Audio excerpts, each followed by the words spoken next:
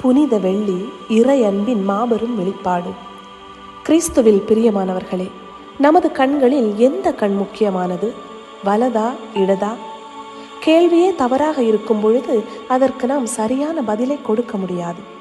வாழ்க்கையில் பல நேரங்களில் நாம் இன்பம் மட்டுமே நம் வாழ்வில் இருக்க வேண்டும் என்று நினைப்போம். ஆனால் இன்றைய நாளானது நமது வாழ்வில் துன்பமும் இருக்கும் என்பதை வலியுறுத்துகிறது. இன்று இயேசு நமது மீட்பிற்காக கொல்லப்படுகின்றார்.